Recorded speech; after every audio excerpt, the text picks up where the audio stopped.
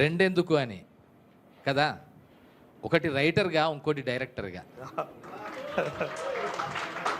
అది ఫస్ట్ ఆయనకి, ఎందుకంటే కోర్స్ ఎనీ సినిమా, ఏ సినిమా అయినా కూడా మనకు మొదలయ్యేది స్క్రిప్ట్ రైటింగ్ దగ్గర నుంచే మొదలవుతుంది. సో లైక్ వైజ్ ఇక్కడ ముందు అన్నిటికీ మెయిన్గా మనం ముందేసాం. ఇప్పుడు రైటర్గా అసలు దాన్ని ఆ కాన్సెప్ట్ని కలగన్న వ్యక్తిగా మనం ఇప్పుడు పరిచయం చేసుకోబోతున్నాం. అలాగే డైరెక్టర్గా కూడా. సో అందుకని ఇది మళ్ళీ ఒక్కసారి ఆయనకు 2 సార్లు కాదు, 200 సార్లు సత్కారం చేసినా కూడా తక్కువే, నా వ్యక్తిగత అభిప్రాయం. అంటే ఎన్ని సినిమాలు తీసామనేది కాదన్నయ్య, ఎంత అద్భుతంగా తీసామనేది కదా ముఖ్యం కదా. So if that is the case, he deserves for more than 200 సన్మానాలు, 200 ఫెలిసిటేషన్స్. సో అందుకని thank you so much.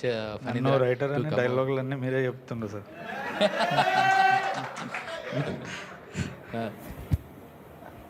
So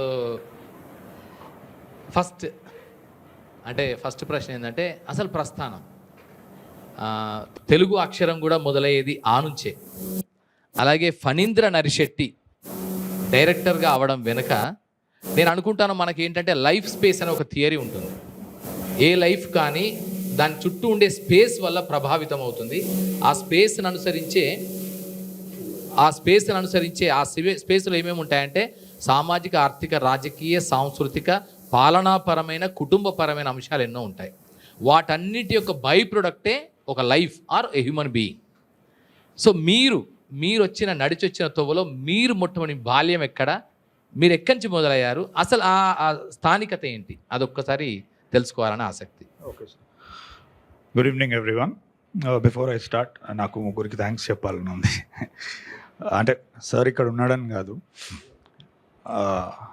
really thanks to my producers.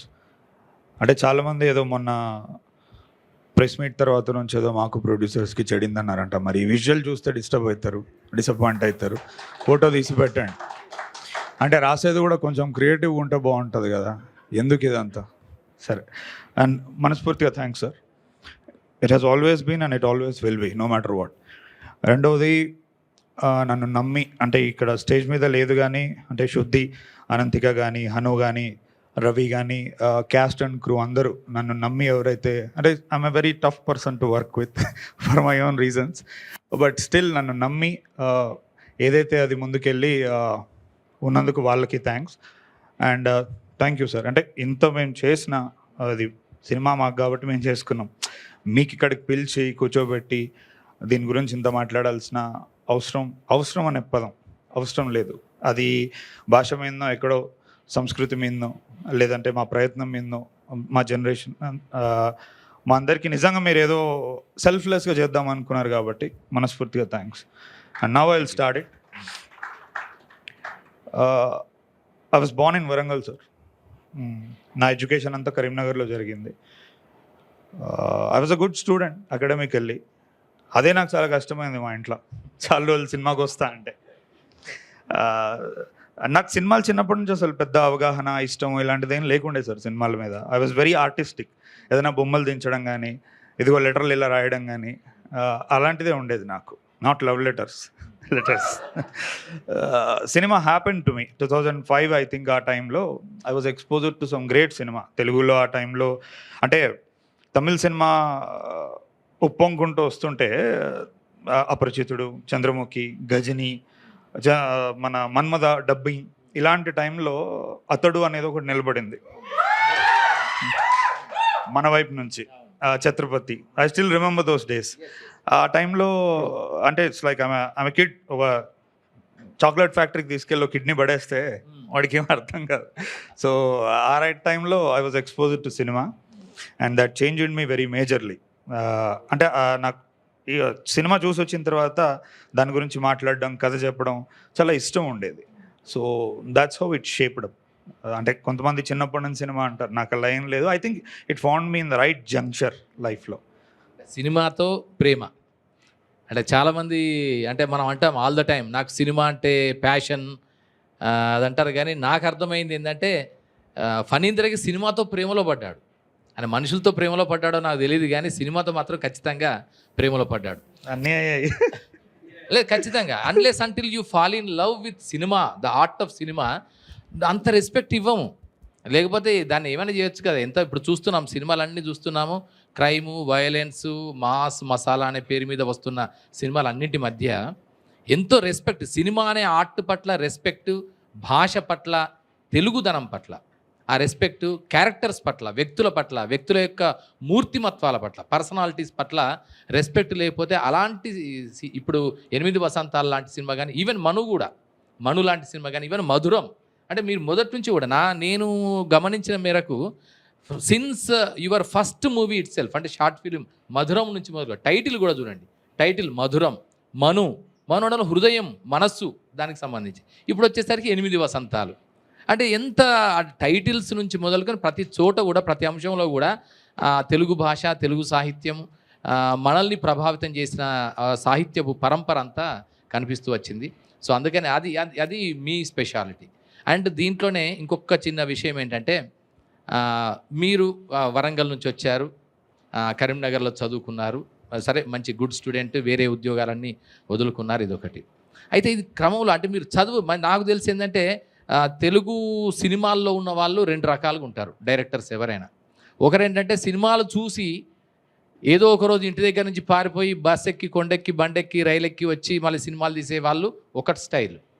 ఇంకొకరు వరల్డ్ సినిమాలు చూసి ప్రభావితమై ఆ డివిడీలు, సీడీలు అవన్నీ చూసి, వరల్డ్ సినిమాలు చూసి ఆ స్టైల్లో తీసి సినిమాలు తీసేవాళ్ళు ఒక కేటగిరీ. థర్డ్ కేటగిరీ ఉన్నారు. ఆ థర్డ్ కేటగిరీ ఎవరంటే సాహిత్యాన్ని మార్గంగా వేసుకొని సినిమాల్లోకి వచ్చిన వాళ్ళు 3వ వర్గం.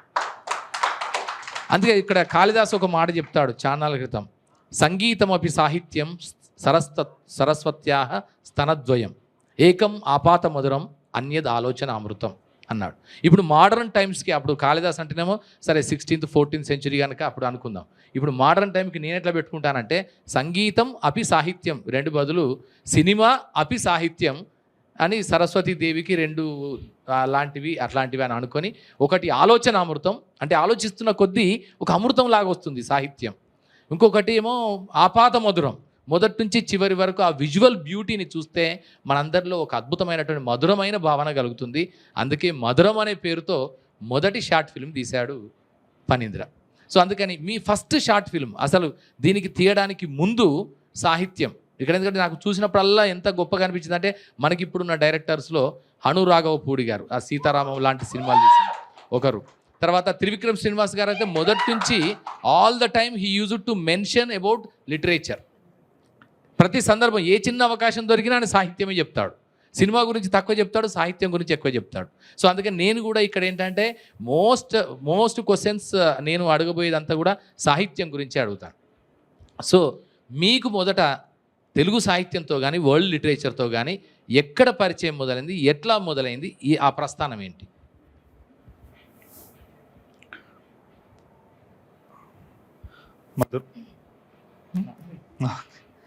అది మధురంకి ముందు జరిగింది సార్. నేను మధురంకి ముందు ఒక షార్ట్ ఫిల్మ్ తీశాను, బ్యాక్ స్పేస్ అని. మీరు ఇంతకుముందు చెప్పినట్టు మనం 2వ రకం 3వ రకం డైరెక్టర్లలో. రెండోది ఫారిన్ డివిడీలు, ఫారిన్ ఫిల్మ్ మేకర్లు అవన్నీ అధ్యయనం చేసి ఇలానే ఉండాలి మనం అని మొదలుపెట్టాం యాక్చువల్లీ మన ప్రస్థానం. అలా బ్యాక్ స్పేస్ తీసాం.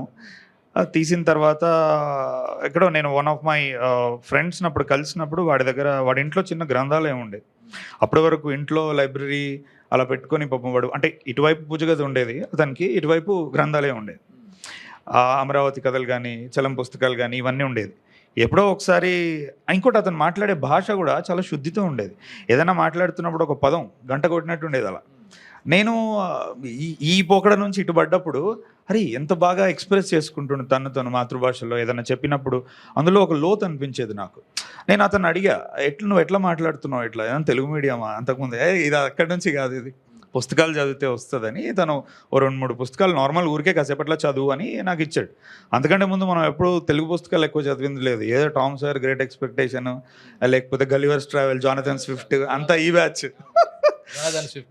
అక్కడి నుంచి సడన్గా ఇది తీసి చదివేటప్పటికీ ఒక లిరికల్ ప్రోజ్ ఇలా ఫ్లో అవుతుంది.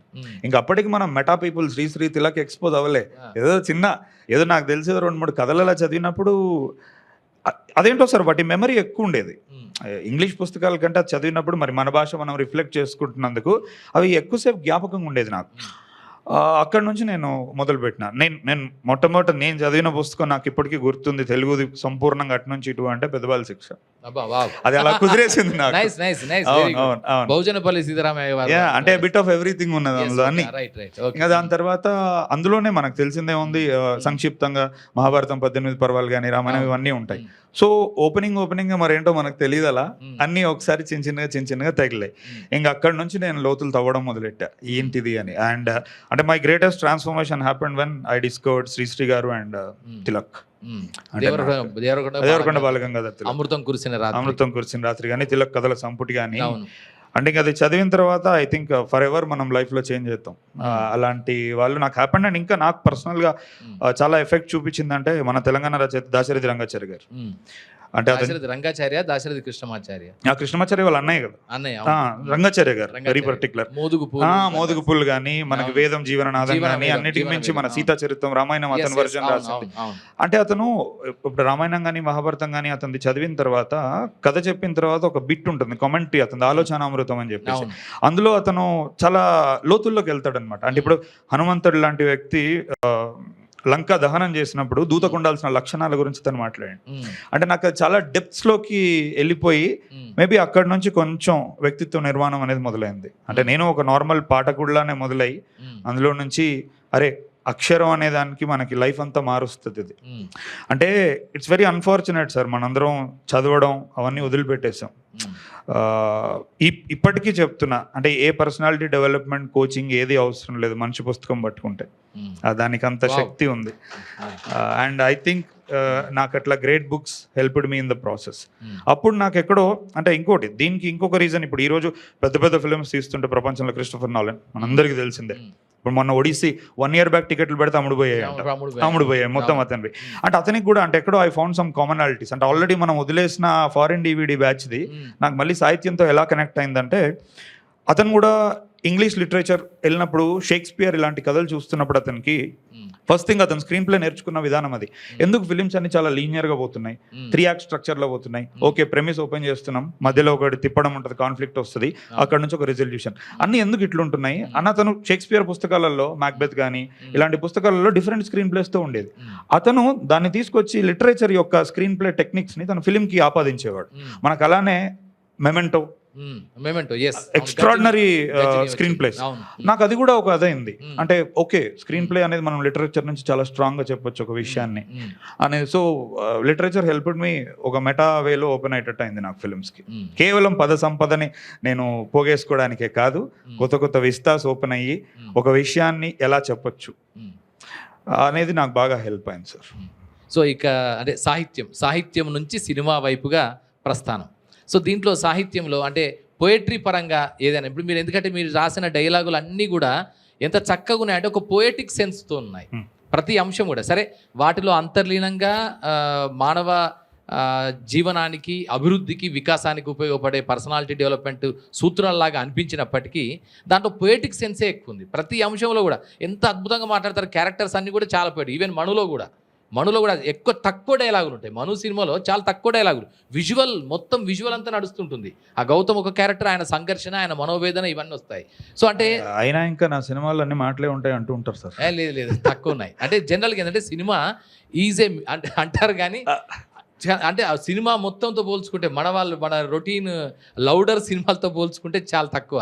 నేను చెప్పేది కంపారిజన్ ఎట్లా అంటే, ఇదంతా థియరీ ఆఫ్ రిలేటివిటీ కదా అట్లా. ఎందుకంటే మన ఐన్స్టీన్ చెప్పిన థియరీ ఆఫ్ రిలేటివిటీ, మన మెయిన్ స్ట్రీమ్ కమర్షియల్ ఫార్మాట్లో సినిమాలు మీరు చూస్తే కనుక ఆడియో రికార్డింగ్ ఉంటుంది కదా, డైలాగులు లేకుండా ఒక్క ఫ్రేమ్ కూడా ఉండదు దాదాపుగా మన సినిమాల్లో. కానీ అలా కాకుండా విజువల్ కంటెంట్తోని చేయడం. సో ఇలాంటి దానికి మనకు అర్థమై, తెలుగు సినిమా ప్రేక్షకులకు అర్థమై మణిరత్నం లాంటి వాళ్ళు ఇలాంటిది ప్రయోగం చేశారనేది ఒకటి ఉంది. సో అలాంటి వాళ్ళ ప్రభావం మీ సినిమా మేకింగ్లో ఏమైనా ఉందా? ఉంటే ఎవరి ప్రభావం ఉంది? మణిరత్నం గారితో లేదండి, పక్కా అది. ఎందుకంటే నేను వాంటెడ్ గానే మణిరత్నం గారిది ఎప్పుడో కొన్ని చూసినప్పుడు తనకు చాలా స్ట్రాంగ్ ఇన్ఫ్లుయెన్స్ చేసే శక్తి ఉంది, నాకు అది అర్థమైంది. అమ్మో ఇది ఎక్కువసేపు చూస్తే ఇతనిలానే వెళ్ళి ఫ్రేమ్ పెడతాము, వద్దు అనే వాంటెడ్ గానే అనుకున్నా. బట్ యాజ్ ఐ సెడ్, నాకు రైటింగ్ నేను ఎక్కువగా కొంతమంది పీపుల్ ఉన్నారు లైక్ క్రిస్టోఫర్ నాలన్ కానీ ఇలాంటి వాళ్ళు, అంటే చాలా డిసిప్లిన్ రైటింగ్, అది ఏదో నాన్ లీనియర్ అది కాదు. అంటే రాసేటప్పుడు ఒక కన్సైజ్ బ్రెవిటీ ఆ పాయింట్ వరకు వచ్చి చాలా పాలిష్డ్గా ఉండాలి అన్నట్టు. ఇప్పుడు మన 8 వసంతాల్లో ఇదే బంగారం అదే బూడిద అంటది. అంటే నేను అక్కడికి బాయిల్ డౌన్ చేయడానికి చాలా పాలిష్ చెక్కాను, 2 పదాలు. అంటే ఒక ఆమె తత్వం మనకు తెలిసిపోతుంది. నాకు నేను మెటీరియలిస్ట్ కాదు, నేను స్పిరిచువలిస్ట్, నాకు అది బంగారం ఇది బూడిద అని చెప్పడానికి. So these kind of stuff నాకు రైటింగ్ అక్కడ నుంచి నేను తీసుకున్నాను. విజువల్గా అంటే నాకు కొంతమంది ఫిల్మ్ మేకర్స్ ఉన్నారు, డేవిడ్ ఫించర్, అంటే చాలా ఫినికీగా పర్ఫెక్ట్గా ఉండాలి డీటెయిల్ అని చెప్పేసి. ఫ్రెంచ్ ఫిల్మ్ మేకర్ ఇంకొక జాన్ పేజ్ జునే అని అమేలీ డైరెక్టర్ ఉన్నారు. అంటే మన దగ్గర ఏది ఉందో అంతలోనే దాన్ని చాలా అందంగా చూపించవచ్చు. కొన్నిసార్లు మనకు నిజంగానే పెద్ద సెటప్ ఉండదు, కానీ అది ఉండాల్సిన అవసరం లేదు ప్రతిసారి అని నేను నేర్చుకున్నది. అంటే నా స్ట్రాంగ్ ఇండీ రూట్స్ నాకు హెల్ప్ చేశాయి ఆ ఫిల్మ్ మేకర్స్ నుంచి, ఇటు బోత్ రైటింగ్ పరంగా ఇటు విజువల్ సెన్స్ పరంగా. ఎందుకంటే ఇక్కడ 2 అంశాలు, ఇప్పుడు రైటింగ్ ఒకటి, విజువల్ చూడడం ఒకటి, ఈ 2 విషయాల్లో ఒకటి. సరే వరల్డ్ సినిమా మనం ఒకసారి 2 వరల్డ్ లిటరేచర్లో మీకు ఎవరైనా అంటే ఇలాంటి ఇప్పుడు take the example of 100 Years of Solitude ఉంది. సో అట్లాంటి వాటిలో వాళ్ళు మొత్తం ఆ నేరేషన్ కూడా టోటల్ డిఫరెంట్. అలాగే అలెక్స్ హేలీ ఉంది రూట్స్ సినిమాలో, ఆ రూట్స్ నావెల్లో ఆయన రాసిన కంప్లీట్ స్క్రిప్ట్ కానీ స్క్రీన్ ప్లే, అంటే మనం అనుకుంటే స్క్రీన్ ప్లే లేదంటే కనుక స్క్రిప్ట్ కానీ కంప్లీట్లీ డిఫరెంట్ ఉంటుంది. సో అలాంటివి ఏమైనా చదివిన తర్వాత ఇలాంటివి వచ్చినాయి, అలాంటి ఏమైనా వరల్డ్లో పరంగా మీరు చదివిన ఏమైనా ప్రామినెంట్ మెన్షన్ చేయదగ్గ పుస్తకాలు ఏమైనా ఉన్నాయా?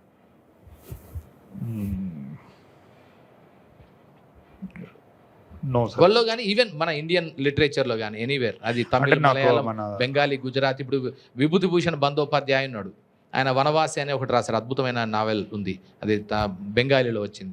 ఈవెన్ పతేర్ పాంచాలి ఆయన కూడా అదే రాసిండు, అది ఆయన పతేర్ పాంచాలి సత్యజిత్ రాయ్కి మూలమైన నావెలే అది. సో దాంట్లోంచి అది తీసుకున్నాడు. సో ఇలా చాలా ఉంటారు కదా, ఇప్పుడు చాలా పుస్తకాలు చదివారు, దాంట్లో మీరు ఈ స్క్రిప్ట్ ఈ స్టైల్ ఆఫ్ స్క్రీన్ ప్లేకి లాస్ట్కి వచ్చిన తర్వాత సినిమాలో 8 వసంతాలకు వచ్చిన తర్వాత ఇదంతా కూడా ఎవరు చెప్తుంటారంటే రవి పర్స్పెక్టివ్లోంచి 8 వసంతాలు అక్కడి వరకు ఎవరికి అర్థం కాదు కూడా. అక్కడి వరకు కూడా ఈయన ఫాలో అవుతున్నట్టుగా, రవి అనే క్యారెక్టర్ ఫాలో అవుతున్నట్టుగా మనకి ఎక్కడ అర్థం కూడా కాదు. కానీ లాస్ట్కి వచ్చిన తర్వాత అదొక చూసే ప్రేక్షకుడికి ఒక వావ్ ఎక్స్పీరియన్స్, అది ఒక వావ్ లాంటి, అంటే అప్పుడే రివీల్ అయిన ఒక తింటాం కదా, ఇది ఒక స్క్రీన్ ప్లే టెక్నిక్ ఇది. అవును, అది లాస్ట్ యాక్ట్ లెక్క అట్లా సేవ్ చేసుకున్నాను. అంటే అప్పటి వరకు ఒక లాగా వచ్చేసి అంటే థర్డ్ పర్సన్ నేరేటివ్ లాగా వచ్చి చివరికి వచ్చేసరికి ఏంటంటే ఇదంతా కూడా నేను మొదటి నుంచి నేను ఫాలో అవుతున్నాను చెప్పడం అనేది అక్కడ ఒక లాంటి చూసే ప్రేక్షకుడికి కూడా ఒక రసానుభూతి, దాంట్లో తాదాత్మ్యత వస్తుంది, అంటే మమేకం అవ్వడం వస్తుంది. సో ఇలాంటి దానికి ఖచ్చితంగా నవలలు రచనలే అట్లాంటి స్టైలే ఫాలో అయ్యాయి. అలాంటిది ఏమైనా ఉందా మీరు ఎప్పుడు చూసిన వాటిల్లో? అలాంటిది ఏమైనా ఉందా మీరు చదివిన వాటిల్లో? అట్లా ఏం లేదు సార్, ఎందుకంటే ఈ మధ్య కాలంలో అట్లీస్ట్ నేను ఒక 10 years నుంచి ఇంగ్లీష్ పుస్తకాలు నేను ఎక్కువ చదవట్లే. ఇఫ్ ఎట్ ఆల్ నేను ఏదన్నా ఐ రీడ్, నేను ఎక్కువ స్పిరిచువల్ మాంక్స్ బుక్సే చదువుతున్నా, అంటే to calm myself down. Writing రాసేటప్పుడు చాలా క్రంచ్ ఉంటుంది కదా మెంటల్గా మనకి, ఆ టైంలో టు బీ థెరప్యూటిక్ కామ్ అవ్వడానికి నేను వియట్నమీస్ మాంక్ ఒక అతను ఉంటాడు, థిచ్ నాథ్ హ్యాన్ అని చెప్పేసి, అతనిది ఓల్డ్ పాత్ వైట్ క్లౌడ్స్ అనే బుక్ నాకు చాలా ఇష్టం. హర్మన్ హెసే సిద్ధార్థ, వెరీ అంటే అది గేమ్ చేంజింగ్ బుక్ ఎవరికైనా సరే. ఇలాంటివి నేను ఎక్కువ to calm myself down చదువుతాను. ఇంకోటి ఈ స్క్రీన్ ప్లే ఎట్లా వర్కౌట్ అవుతుంది అంటే సార్, ఐడియేషన్ ప్రాసెస్లో ఉన్నప్పుడు నేను ఎప్పుడైనా థింక్ చేసేటప్పుడు నేను క్లైమాక్స్ని రివర్స్ వర్క్ చేసుకోవడానికి ఇష్టపడతా. ఎందుకంటే ఇది ఒకటి మంచి మేక్ ఎ నోట్ ఆఫ్. ఎందుకంటే సార్ ఇప్పుడు మనం బండి తీసుకొని రోడ్డు మీద పోతున్నామంటే ఎక్కడికి పోతున్నామో మనకు తెలిస్తే ఎన్ని రోడ్లనైనా వెళ్ళొచ్చు మనం, కానీ ఎక్కడికి పోతున్నామో తెలియకపోతే గాలి తిరుగుడు ఉంటుంది. సో ఏదైనా ఇప్పుడు కూడా నేను నెక్స్ట్ రాయబోయే స్క్రిప్ట్లని I keep on mentally marinating it. నాకు క్లైమాక్స్ దొరికిన తర్వాత ఇఫ్ ఐఎమ్ సాటిస్ఫైడ్ నేను రివర్స్ వర్క్ చేసి అప్పుడు రాస్తా ఎప్పుడైనా. సో ఇప్పుడు మీరు అన్నట్టు మనకు సంజయ్ అనే పాత్ర, అతను వెనక నుంచి చూస్తున్నాను అంతా అనేది నాకు ఎక్కడైతే క్లిక్ అయిందో నాకు అప్పుడు ఒక యురేకా మూమెంట్ అనిపించింది. అంటే ఈవెన్ దో ఇది అమ్మాయి కదా అని మనం చెప్తున్నాము, బట్ అంటే ఆ అబ్బాయిది అవ్వడంలో మనకు పోయేదేం లేదు, ఆడియన్స్కి ఇంకా కొంచెం ఎక్కువ ఎంజాయ్మెంటే మనం ఇస్తున్నాం. అంటే ఇది అందంగా మోసం చేయడం, it's a good thing. Well దానికంటే ఎందుకంటే మనకు స్టార్టింగ్ కూడా అమ్మాయి పరిగెట్టేటప్పుడు నా జీవితంలోని 8 సంవత్సరాలు అందమైన 8 వసంతాలుగా ఎలా మారాయి అంటే అని చెప్పి అందులోకి వెళ్తుంది కదా. So I mostly work like this. అంటే నేను రాసేటప్పుడే అంటే ఎక్కువ ఏదైనా బుక్స్ చదివి అందులో నుంచి కాకుండా ఇది నేను I try to look at from different perspectives. ఇలా అయితే ఎలా ఉంటుంది, ఎండింగ్ ఇలా అయితే ఎలా ఉంటుంది అని, వాట్ క్లిక్స్ ఆర్గానికలీ అనే దాని నుంచి నేను రివర్స్ వర్క్ చేస్తాను అట్లా. నైస్, ఇది వెరీ గుడ్ ఐడియా. అందరికీ కూడా ఇది బెస్ట్ అంటే ఫ్యూచర్ ఫిల్మ్ మేకర్స్ అందరికీ కూడా ఇది ఒక మంచి లెసన్ లాగా నేను భావిస్తాను. ఎందుకంటే మీరు లాస్ట్ ఎండ్ ఏం పెట్టుకుంటారో తెలిస్తే ముందు దానికి సంబంధించిన జస్టిఫైడ్ సీన్స్ అన్ని అల్లుకోవడానికి ఒక పాత్ క్రియేట్ అవుతుంది. Really wonderful. అంటే ఇంకోటి సార్, అది కేవలం నాట్ యాజ్ వర్బాటిమ్ ఎండింగ్ అని కాకుండా ఏ రచయితకైనా కవికైనా ఒక కథ యొక్క గమ్యం ముందే అంటే ఆలోచించినప్పుడు తెలిస్తే కవి యొక్క ఉద్దేశం చాలా క్లియర్గా ఉంటుంది నువ్వు వెళ్ళేటప్పుడు. అది చాలా ఇంపార్టెంట్. అండ్ నువ్వు ఎటు వెళ్తున్నావు, ఎందుకు వెళ్తున్నావు అంటే ఇప్పుడు ఈ సినిమా చివరి మనం చూస్తే ప్రేమకి అతను ఒక యులాజీ చెప్తూ ఉంటాడు. అంటే ఇద్దరు వ్యక్తులు కలిస్తేనే అది ప్రేమ కాదు, అలా ఉండాల్సిన అవసరం లేదు, ఒకరి నుంచి ఒకరు మంచి నేర్చుకుంటే అనేది అప్పటి వరకు ఉన్న వాటికంటే చాలా ఇంపార్టెంట్ థింగ్ అనిపిస్తుంది. సో నా ఉద్దేశం అదే చివరికి చెప్పడానికి. అంటే మనం ఇంటర్వెల్లో బ్రేకప్ అయినా కూడా అమ్మాయి డిగ్నిటీతో డీల్ చేసినా కూడా చివరికి వచ్చేటప్పటికి ఏంటంటే అంటే సంజయ్ అనేది ఒక ఆర్డినరీ ప్రేమ కథ కాదు. అంటే అతను ఏదో మిగతా వాళ్ళ లెక్క ఆ అమ్మాయిని గెలుచుకోవాలనో ఆ అమ్మాయిని ఒక విన్ చేసుకోవాలనో లేడు అతను. నేను నిన్ను ప్రేమిస్తూనే ఉంటా, నువ్వు నన్ను తిరిగి ప్రేమించకపోయినా నేను ఈ ప్రయాణం ఎప్పటికీ చేస్తూనే ఉంటా అంటాడు. అది నాకు ఆ ఉద్దేశం దొరికిన తర్వాత నాకు రివర్స్ వర్క్ అనేది ఎప్పుడైనా బ్యూటిఫుల్ అనిపిస్తుంది. ఓకే, నేను ఎటు వెళ్తున్నా, నేను ఏం చెప్తున్నా ఆడియన్కి అనేది నాకు క్లియర్ ఉంటుంది. సో ఇప్పుడు మిమ్మల్ని అంటే ఇవన్నీ చదివారు కనుక most of the time spiritualistic అన్నారు కదా, విచ్ సార్ట్ ఆఫ్ అంటే ఏ సార్ట్ ఆఫ్ స్పిరిచువలిజంలో చాలా ఉన్నాయి. ఏకం సత్ విప్రో బహుదా వదంతి అంటారు. సత్యం ఒకటే, కానీ దాన్ని చేరుకోవడానికి ఉండే మార్గాలు ఎన్నో. అది బుద్ధిజం కావచ్చు, జైన్ బుద్ధిజం కావచ్చు, జైనిజం కావచ్చు, హిందూయిజం కావచ్చు, Christianity, Islam, Sikhism, which ever whatever the philosophical process. So దాంట్లో మిమ్మల్ని ప్రభావితం చేసిన స్పిరిచువల్ పాత్ ఏమైనా ఉందా? అది ఈ సినిమాకు ఏ విధంగా దాన్ని అప్లై చేయగలిగారు? ఆల్వేస్ అండ్ ఫర్ ఎవర్ నన్ను ఇన్స్పైర్ చేసిన స్పిరిచువల్ పాత్ కర్మయోగా. అబ్సల్యూట్లీ. అంటే డూ యువర్ వర్క్, అంటే ఎఫిషియెంట్గా చేయదు, without expecting any thought of return. Without ఎక్స్పెక్టింగ్తో పాటు నీ సాయశక్తులు ఇవ్వు దానికి. మళ్ళీ చేసామనేది కాదు, ప్రయత్న లోపం ఎక్కడ ఉండకూడదు. అండ్ అక్కడ నుంచి వచ్చేది నిజం అంటే దాని మీద ఎక్కువ శ్రద్ధ పెట్టద్దు. తెలిసిపోతుంది సార్ మనం ఇప్పుడు చేసేటప్పుడు నా 100% ఎవ్రీ సెల్ ఇన్ మై బాడీతో నేను చేస్తున్నానా లేదా ఈ పని అనేది. అలా చేస్తే నేను నమ్మిన వాళ్ళందరికీ నువ్వు న్యాయం చేయగలుగుతావు అండ్ యూనివర్స్ ఇస్తుందని నేను నమ్ముతా. సో అది నేను ఆల్వేస్ అదే అప్లై చేస్తూనే ఉంటా. సో అదే కర్మణ్యేవాధికారస్తే ఫిలాసఫీ, అది బాగుంది. అంటే ఇంకొకటి మీరు అంటే మీ దాని గురించి ఎందుకు ఇంకా ఫర్దర్ ఇంకొక లైన్ మాట్లాడుకోవాలండి సార్. దీస్ డేస్ పర్టికులర్గా ఒక లాస్ట్ 2 decades నుంచి అంటే అమెరికన్ కైండ్ ఆఫ్ ఎడ్యుకేషన్ కానీ అమెరికన్ కైండ్ ఆఫ్ అప్రోచ్ కానీ మన దగ్గర ఎక్కువైంది. ఏంటంటే వెరీ ట్రోఫీ ఓరియంటెడ్. అంటే నువ్వు అది సాధిస్తేనే నువ్వు జీవితంలో దేనికో దానికి పనికొచ్చిన వాడి అవుతావు, వ్యాలిడేట్ చేయొచ్చు అని. కానీ బ్రతికే విధానంలో ఎవరికి అంటే ఎవరిని దీంట్లో కూడా ఒక వాల్యూ ఉందని చెప్పట్లే. బట్ కర్మయోగ ఏంటంటే దాన్ని మళ్ళీ రీఇన్స్టేట్ చేస్తుంది. It's not always about the prize, it's definitely not always about the prize, it's in the process అనేది. అండ్ ప్రాసెసెస్ సార్ రేపు మనం చాలామందికి చెప్పగలిగేది. ఈరోజు మనం ఇక్కడ కూర్చొని మాట్లాడుతున్నామంటే ఇట్స్ ఓన్లీ ద ప్రాసెస్. ఇప్పుడు ఇంతకంటే ఎక్కువగా సాధించే వాళ్ళు వస్తారు, ఉంటూ ఉంటారు. వై 8 వసంతాలు స్టేస్ అంటే ద ప్రాసెస్. అది చాలా ఇంపార్టెంట్. గమ్యం కంటే గమనం. ఎగ్జాక్ట్లీ. సినిమాలో దాంట్లో మీరు డైలాగ్ కూడా అదే రాశారు కదా, ప్రేమిస్తూనే ఉంటాను, ప్రయాణిస్తున్నాను, ఈ ప్రేమని సాధించే క్రమంలో పయనిస్తూనే ఉంటానంటాడు. That is very really amazing thing. Even Franz Kafka కానీ తర్వాత ఈవెన్ సోరెన్ కిర్కెగార్డ్ లాంటి వాళ్ళు కూడా ఈ ఎగ్జిస్టెన్షియల్ ఫిలాసఫీలో ఒక మాట చెప్తారు, everybody is incomplete but they are in the process of becoming. ఇప్పుడు నోబడీ ఈజ్ కంప్లీట్. ఏదో మన ఏమంటారు కంప్లీట్ మ్యాన్ అనేది కేవలం రేమండ్స్ అడ్వర్టైజ్మెంట్లోనే ఉంటుంది. కంప్లీట్ మ్యాన్ అని వస్తుంది రేమండ్స్ అడ్వర్టైజ్. దాంట్లో ఏం చేస్తారంటే ఆయన పిల్లాడిని ఫీల్ అవుతాడని అదొక పాయింట్. కానీ కంప్లీట్ మ్యాన్ అనేది ఎవడు ఉండడు in the process of becoming. So that is the greatest philosophical thought that has been mentioned by Soren Kierkegaard in is existential philosophy. Even Jiddu Krishnamurti గారు, యూజీ కృష్ణమూర్తి గారు కానీ, అంటే వీళ్ళు అందరు ఎవరైతే ఉన్నారో మన కాంటెంపరీ ఫిలాసఫర్స్ కూడా the same thing has been అంటే ఎంఫసైజ్డ్. సో హియర్ ఇప్పుడు మీరు చూశారు, ఇప్పుడు మీరు ఈ కొంతవరకు జీవితాన్ని చూశారు. మీ దృష్టిలో అంటే సినిమా పరంగా కాదు, మీకు అర్థమైన మేరకు what do you mean by life? War. Life అంటే వార్. ఎందుకు? The very Joy justification. ఇప్పుడు ఏంటంటే డైరెక్టర్ ఎప్పుడు కానీ కథని జస్టిఫై చేయాలి. ముందు స్టేట్మెంట్ ఇచ్చాడు, మరి దాన్ని జస్టిఫై చేయాలి. అదే sir, the very Joy of life is in fighting for it. ఏది ఊరికే రాదు, రాకూడదు. బికాస్ నీ స్కార్సే నీ స్టోరీస్ అవుతాయి. Wow, wonderful. అంటే ఆర్మర్ తీసేయాలి ఇంకా చాలు. There is beauty in it. అది నేను నమ్ముతా. సో లైఫ్ అంటే మీకు వార్. Yes it is. మరి సినిమాలోనే మొత్తం ఒక ప్రేమని చెప్పారు కదా, అది కూడా వార్ అండ్ పీస్ లాగా చెప్పారు కదా. ఇప్పుడు లియో టాల్స్టాయ్ చెప్తాడు వార్ అండ్ పీస్ అని రెండు చెప్తాడు. ఆయన అద్భుతమైన ఒక మ్యాగ్నమ్ ఓపస్ వర్క్ అది. సో వార్ అని చెప్పారు, బాగుంది. కానీ మీరు చూపించేదంతా పీస్ గురించి చెప్తాను, టువర్డ్స్ పీస్. ఆ పీస్కి ఈమె ఇప్పుడు ఈ ప్రాసెసే వారు కదా సార్ ఆమెది. ఎందుకంటే what ever she's holding with in, వాళ్ళ మదర్ కోసము ప్రేమించిన వాడిని వదిలేయడము ఇంటర్నల్ ఒక వారే. It was not very easy for her. ఇప్పుడు కార్తీక్ ఉన్నాడు, పేరెంట్స్ని ఒప్పించడం వాడికి ఒక వారే. సో ఎవ్రీ వన్ వాళ్ళ వల్ల లిటిల్ వార్స్ చేస్తున్నారు ఫర్ ద ఫైనల్ పీస్. సరే, అంత కనిపించని శత్రువుతో అంతర్గత యుద్ధం చేస్తూనే ఉంటారు. Okay, nice. ఓకే, సో ఇది ఇది ఈ పర్స్పెక్టివ్లో అంటే what do you mean by a story? ఏది స్టోరీ అనుకుంటారు? Something that moves you. Yeah, nice, wonderful.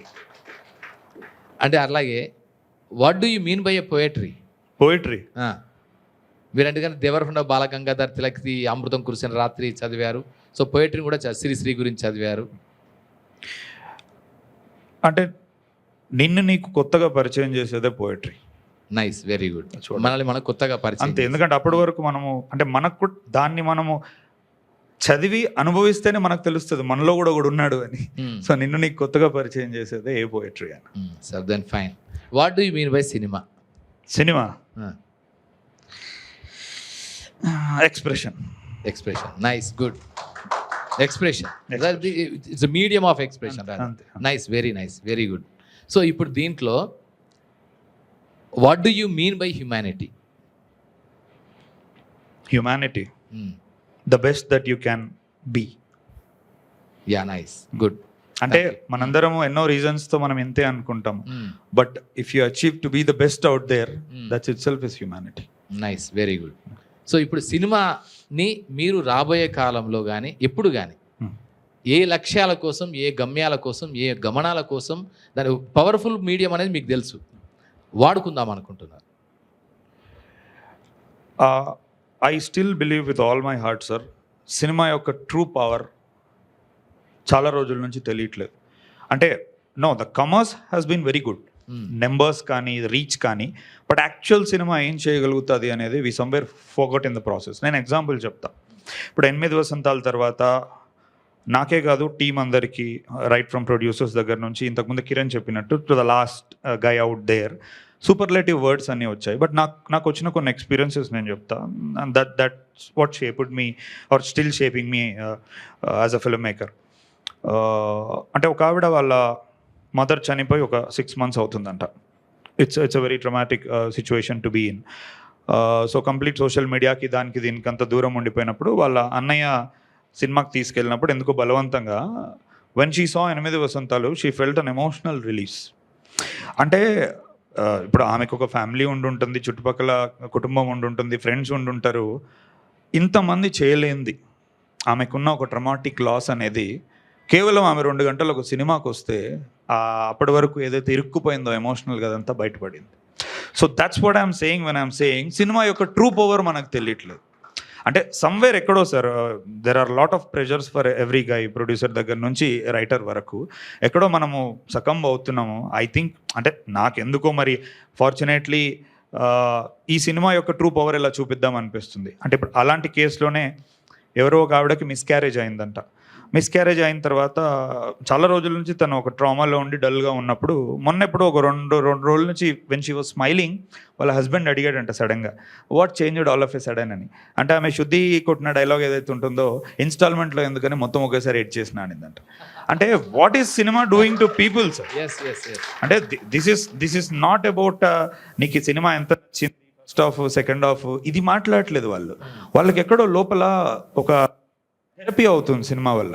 And that is what when I said the true power of cinema. అట్లా cinema is definitely a therapy. Even many psychologist are approved. Even poetry therapy, dance therapy, cinema itself is a therapy. And we can identify them ourselves on the screen మన ఎక్కడో గుండెలో తడుతుంది, అదే దాంతో relieve అవుతుంది, అది మళ్ళీ normalcy వస్తుంది. That is really good. So ఒకటి ఈ చేస్తున్న క్రమంలో మీ జీవన తాత్వికత ఏంటి? అంటే నేను ఎట్లా నమ్ముతానంటే ఏదో ఎంత commercial main stream mass masala తీసిన వాళ్ళకి కూడా ఒక తాత్వికత ఉంటుంది, ఏదో ఒక తాత్వికత ఉంటుంది. సినిమా అనేది కానీ ఎనీ క్రియేటివ్ పీస్ ఆఫ్ ఆర్ట్లో ఖచ్చితంగా ఒక తాత్వికత ఉంటుందని నేను నమ్ముతాను. సో మరి మీ తాత్వికత ఏంటి, మీ దార్శనికత ఏంటి? To give out characters which will show you the path. అంటే నాకు అది మేబీ మనుతో నేను ట్రై చేసిన, it was not that successful cinema పరంగా కాదు. మనుతో చాలామంది లోన్లీగా ఉండేవాళ్ళు, పెయిన్లో ఉండేవాళ్ళు ఐడెంటిఫై అయినరు. బట్ శుద్ధి అయోధ్యతో అలా కాదు. అంటే నాకు 19 years, నా 9 years పాప కూడా నాతో యూఎస్లో ఉన్న వాళ్ళు మాట్లాడారు నాతో. 19 years వాళ్ళు ఈరోజు ఎవరో లెటర్ రాశారు. ఇంతకుముందు చెప్పినట్టు ఎక్కడో ఫిన్లాండ్లో అగ్రికల్చరల్ సైంటిస్ట్ మన తెలుగు ఆవిడ, అక్కడ ఆమె కూడా మాట్లాడింది. యూపీఎస్సీ కోచింగ్ ఢిల్లీలో చేసే వాళ్ళు మాట్లాడారు. అంటే చాలా హై పొటెంట్ ఉమెన్ దగ్గర నుంచి రేపు ఒక కొత్త లైఫ్లోకి దిగుదామని ఆస్పైర్ అయిన వాళ్ళు కూడా they are looking up to Shuddhi Ayodhya. So మీరు అన్నట్టు దార్శనికత ఏంటంటే గివ్ దెమ్ గుడ్ క్యారెక్టర్స్. ఇప్పుడు రాముడు ఎలా చూసుకున్నా ఒక బలమైన పాత్ర, దేవుడు అదంతా ఫస్ట్ పక్కన పెడదాం. మన లైఫ్లో చాలా టఫ్ మూమెంట్స్లో ఉన్నప్పుడు ధర్మాన్ని మనకు గుర్తు చేసే ఒక ఐడియల్ క్యారెక్టర్ అతను. So as a film maker నాకు అలాంటి క్యారెక్టర్స్ ఇస్తే నేను రేపు పోయినా కూడా అవి ఉంటాయి. That's most important. Nice, very good, very good. So ఇక అంటే మిమ్మల్ని ప్రభావితం చేసిన వాటిల్లో కథలు ఉన్నాయి, సాహిత్యం ఉంది, ఇవి ఉంది. అలాగే పురాణాలకు సంబంధించి బాగా అంటే ఇంపాక్ట్ క్రియేట్, ఇప్పుడు రాముడు అని చెప్పారు, అలాగే ఇంకా ఇంపాక్ట్ క్రియేట్ చేసిన క్యారెక్టర్స్ ఏమున్నాయా? లేదంటే చెప్పండి, తర్వాత నెక్స్ట్ ఇంకో క్వశ్చన్ అడుగుతాను. సో అదొకటి.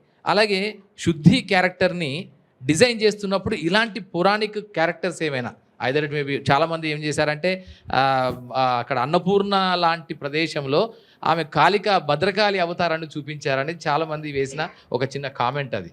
సో అదే ఇలాంటివి అంటే సరే అది వేరే విషయం. బట్ ఏంటంటే ఎలాంటి ఏమైనా పౌరాణిక పాత్రలు ఎవరైనా, ఆ సీత కావచ్చు, ద్రౌపది కావచ్చు, హూఎవర్, అలాంటి క్యారెక్టర్స్ ఏమైనా అంటే మిమ్మల్ని బాగా ఆకట్టుకున్న పౌరాణిక పాత్రలు ఏమైనా ఉన్నాయా మిమ్మల్ని ప్రభావితం చేసినవి? హ్యాండ్స్ డౌన్ ఫర్ ఎవర్ అంటే I will give it to both Rama and Krishna. ఎందుకంటే దేశే రాముడు చేసింది చెయ్యి, కృష్ణుడు చెప్పింది చెయ్యి, మిక్సప్ అవ్వకు. చాలా డేంజరస్ థింగ్ అదే. So I'm very clear. అంటే ఈ రోజుకి the way I want to live అనేది నేను వాళ్ళ నుంచి చాలా నేర్చుకుంటూనే ఉంటా. లైక్ మీరు ఇంతకుముందు ఫాజిల్ చూపించారు కదా, అది ఉన్నన్ని రోజులు అది ఉంటుంది. సో అండ్ శుద్ధి గురించి అంటే సార్ ఇదే అంటే to be dharma has particularly no gender. So ఆ పవర్ని నేను మేనిఫెస్ట్ చేశా. నాకు ఇప్పటికీ ఒక మూమెంట్ గుర్తుంది. నేను వారణాసికి వెళ్ళినప్పుడు మను తర్వాత రైట్ ఆఫ్టర్ మను నేను అక్కడ దుర్గామాత టెంపుల్కి వెళ్ళినప్పుడు I still remember that moment. అంటే I know what I'm working on next. నేను అప్పుడు మొక్కాను అనమాట, I don't know where this will go, but నేను రైట్ ఇంటెంట్తో వర్క్ చేస్తా, నీ లోపల ఉండే శక్తిని తీసుకొచ్చి నేను ఒక క్యారెక్టర్ని క్రియేట్ చేద్దామని అనుకుంటున్నా, హెల్ప్ మీ అని అనుకున్నాను. I still remember that moment and it worked. Nice, really good. So then ఇంకొకటి ఏంటంటే దీనిలో పౌరాణిక పరమైన అంశాలు అదొకటి వైపు అయితే, ఇంకొక వైపున ఏంటంటే మనం నిత్య జీవితంలో చూస్తున్నప్పుడు లాస్ట్కి మనం ఒకటి ఏదో చెప్పాలనుకుంటాం, అల్టిమేట్గా ఇంకొకటి మాట కూడా ఏమంటారంటే ఒక మనిషి తన జీవితంలో ఎన్నో సినిమాలు తీస్తాడు, ఎన్నో కవితలు రాస్తాడు, ఎన్నో పుస్తకాలు రాస్తాడు, ఆయన రాసేదంతా ఒకటే సినిమా, కానీ మనం ప్రేక్షకులుగా వేరువేరుగా చూస్తాం వాటిని అంటాం. సో అందుకే ఒక థ్రెడ్ ఉంటుంది ప్రతి డైరెక్టర్కి, ఎన్ని సినిమాలు తీసినా ఒక కనిపించని థ్రెడ్ ఒకటి ఉంటుంది. అవన్నీ చూస్తే మొత్తం రాఘవేంద్రరావు గారి సినిమా మొత్తం చూడండి, అదొక థ్రెడ్ కంపల్సరీ అవుతుంది. అలాగే ప్యాటర్న్ ఎమర్జ్, అది అనుకోకుండా ఎమర్జ్ అవుతుంది. సో మీరు కొంచెం విజనరీగా ఉన్నారు కనుక మీకు ఏ ప్యాటర్న్ ఎమర్జ్ అవుతుందని మీరు అనుకుంటున్నారు? అంటే ఆల్రెడీ ఇప్పుడు నేను వెనక్కి తిరిగి చూసుకుంటే కొన్ని ప్యాటర్న్స్ ఎమర్జ్ అవుతున్నాయి. గులాబ్ పూల్ ఒకటి, లెటర్స్ ఒకటి, పోయిటిక్ వే ఆఫ్ ఎక్స్ప్రెషన్ ఒకటి, ఇవి నేను ఇప్పటి వరకు గమనించిన. మేబీ మరి ఫ్యూచర్లో ఇంకేం యాడ్ అవుతాయో తెలియదు నాకు, టు బి వెరీ ఆనెస్ట్. అదేంటో ప్రతి సినిమాలో ఒక గులాబ్ పువ్వు వస్తుంది, చేతిరాతతో ఉన్న ఉత్తరాలు వస్తున్నాయి, అనుకొని చేసే సముద్రం ఇంకోటి. సో అది నేను అనుకోలేదు. ఏంటంటే ఇంకొకటి కూడా నాకు బాగా నచ్చింది ఏంటంటే ఆల్ ద టైమ్ అంటే ఆ సెన్సిబిలిటీని ఎక్స్ప్రెస్ చేయడానికి మనం మర్చిపోయిన, అంటే టెక్నాలజీ ఓరియంటేషన్ కాకుండా హ్యూమన్ ఇంటగ్రేటెడ్ ఎమోషన్ ఏవైతే ఉన్నాయో వాటిపైన మీరు ఎక్కువ ఆధారపడుతున్నారు. ఇప్పుడు ఫర్ ఇన్స్టాన్స్ ఇప్పుడు లెటర్స్ అనేది ఆ పుస్తకం రాయడం మొదలెడుతుంది. ఆ సినిమా కూడా ఇప్పుడు మన 8 వసంతాల్లో she is a writer, wonderful writer. ఆమె పుస్తకం రాయడం మొదలెడుతుంది. ఆ పుస్తకం రాయడం అనేది ఇప్పుడున్న పరిస్థితుల్లో కొంచెం తగ్గింది. చాలా ఫేస్బుక్లో రాస్తారు, లేదా సోషల్ మీడియాలో రాస్తారు, వీడియో కంటెంట్ ఇస్తున్నారు తప్ప రాయడం అనే ప్రాసెస్ తగ్గిన నేపథ్యం ఒకటి. రెండవది భాష కూడా ఇప్పుడు మన స్వచ్ఛమైన అచ్చమైన 16 అణాల తెలుగు భాష అనేది ఇప్పుడు మాట్లాడడం లేదు. అది due to one or the other reason. అది ఫ్యూజన్ కల్చర్ వచ్చేసింది, మల్టీలింగ్వల్ మెకానిజం ఇదంతా వచ్చింది, వీటన్నిటి నేపథ్యంలో.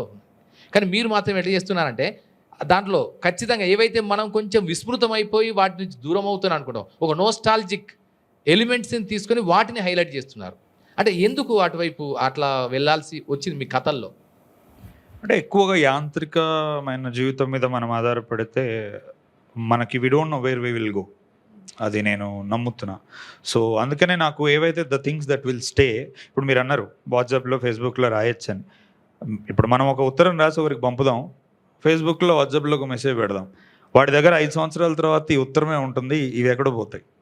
సో వాట్ స్టేస్ అనేది ఒక అవగాహన ఉంది కాబట్టి వాటినే క్యారెక్టర్స్గా నేను మళ్ళీ పెడుతున్నాను. అంటే ఎక్కడో ఎవడో చిన్న ప్రయత్నం చేసి ఒక కాగితం మీద రాసిన మనం సఫలమైనట్టే. That's the whole point. Very good. So and దానికి తగ్గట్టుగానే ఇప్పుడు 8 వసంతాల గురించి ఇంతకుముందు అన్నట్టు అతను అన్నట్టు నేను అంటున్నట్టు అందరూ ఉత్తరాలే రాస్తున్నారు. So somewhere it's working. ఇది ఇంపాక్ట్ మళ్ళీ రివైవల్. ఇప్పుడు అదే చెప్తున్నా, అదే రివైవల్. మళ్ళీ మనం మర్చిపోయిన, మనం విస్మృతమైన, మనం విస్మరించిన ఒక నోస్టాల్జియా మళ్ళీ మొదటికి వచ్చేలాగా దాన్ని తట్టి లేపగలిగింది. Your cinema has given wonderful impact, no doubt in it. So అదొకటి. తర్వాత నెక్స్ట్ ఏంటంటే ఇంకొకటి, మనం నడిచొచ్చిన తొవ్వ. జనరల్గా మనం ఏదైతే ఎక్కడి నుంచి ఏ ఫ్యామిలీ బ్యాక్గ్రౌండ్ నుంచి వస్తామో ఆ ఫ్యామిలీ బ్యాక్గ్రౌండ్ అనేది మన మీద చాలా ప్రభావం చూపిస్తుంది. సో ఆ మేరకు అమ్మ నాన్నలు మీ మీద ఎంత ప్రభావం చూపించారు? మా ఫాదర్ ఎక్కువ ఇక్కడే ఉన్నాడు. సో అంటే ఈరోజు కూడా నా బెస్ట్ ఫ్రెండ్స్ ఎవరు అంటే నేను అందులో 5గురిలో మా ఫాదర్ చెప్తా. సో అంటే తను నాకు ఇప్పటికీ గుర్తు. మను తర్వాత కూడా తను చెప్పింది ఏంటంటే నాకు after the result of that cinema, అంటే డబ్బు ఎట్లనైనా సంపాదించవచ్చురా లైఫ్లో, ఓ తాళం బగలు కొడితే వస్తుంది, మనల్ని మనం అమ్ముకున్నా వస్తుంది ఎన్ని రకాలుగానైనా, కానీ ఒకరిని స్పందింపజేయగలిగే కళ మట్టుకు చాలా రేర్, దానికోసం నిలబడు అని. సో నేను అట్లాంటి దగ్గర నుంచి పెరిగిన. ఒక్కసారి we must give a huge round of applause to Phanindra నాన్నగారికి ధన్యవాదాలు. సో ఇంకొక క్వశ్చన్ ఏంటంటే, సరే అమ్మ నాన్నల్లో నాన్న ప్రభావం ఎక్కువ. జనరల్గా ఏంటంటే ఇప్పుడు సైకలాజికల్ ఆస్పెక్ట్స్లో చూస్తే ఈవెన్ సిగ్మండ్ ఫ్రాయిడియన్ థాట్లో ఎక్కడ చూసినా కూడా మగాళ్ళకి అమ్మ ప్రభావం, అమ్మాయిలకి నాన్న ప్రభావం ఎక్కువ ఉంటుంది. జనరల్గా ఇది is the common connotation as far as psychological things are concern. But నీకు నాన్నగారి ప్రభావం ఎక్కువ ఉంది, ఆ ఫ్రెండ్ లాగా ఉన్నారు. సరే ఇది మంచిది, నిజంగా కూడా ఒక ఫాదర్ ఫ్రెండ్ కావడం అనేది అద్భుతమైన విషయం. So thank you so much, అది నిజంగా గొప్ప విషయం.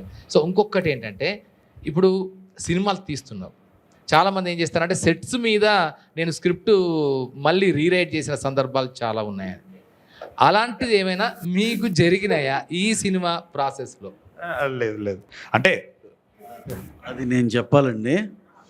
ఫనీ కాదు ఫనీ స్క్రిప్ట్ నేను ఎంత అతను ప్రిపరేషన్ కానీ ఒక సీన్ గురించి ఒక పేజీలో దాంట్లో ఒక ఆర్ట్తో సహా ఏమేమి క్యారెక్టర్లు ఉంటాయి, ఈ సీన్లో ఏమేమి కన్వే చేస్తున్నాం, ఎంతమంది రిక్వైర్మెంట్, ఏమైనా జూనియర్స్ కావాలా, ఏం లెన్స్ వాడుతున్నాం, అసలు ఆ డీటెయిలింగ్ చూస్తే యూ విల్ బి షాక్డ్. అంతే, నేను అలాంటి డీటెయిలింగ్ చేసి షూట్కి వెళ్ళటం అనేది నా లైఫ్లో, మేము ఇప్పటికి 29 సినిమాలు చేసి 30 సినిమాలు నియర్లీ, ఒక్క సినిమాలో కూడా నేను చూడలేదు. అంత డీటెయిలింగ్ చేసి బిఫోర్ ద షూట్ బయలుదేరి చేయటం అనేది ఇంపాసిబుల్. నేను మళ్ళీ చూస్తాం అనుకోలే. మనోడు మధ్యలో స్టార్లా ఇలా వెలిచి ఇలా చేసి చూపించాడు. అది నేను ఎంతమంది న్యూ ఆస్పిరెంట్స్ ఎవరు వచ్చినా సరే వాళ్ళు ఏదో కథ చెప్తా ఉండి అది ఉంటే ఓకే అమ్మా, ఓకే నీ కథ బాగానే ఉంది, ఫ్లో బాగానే ఉంది, ఇంకా దీన్ని నువ్వు ఎంత హోల్డ్లో తెచ్చుకోవాలంటే ఒక్కసారి మా ఆఫీస్ కాకతీయల్స్లో ఉంది, ఫణి అని మా డైరెక్టర్ ఉన్నాడు, ఒకసారి వెళ్ళి ఆయనతో 1 గంట స్పెండ్ చేయండి అని ఎన్నిసార్లు ఎంతమంది చెప్పాను అండి. అంటే అందరూ తిట్టుకోవడానికి కూడా కారణం మీరే అలా. ఏదేది నన్ను అందరూ తిట్టుకోవడానికి కూడా కారణం.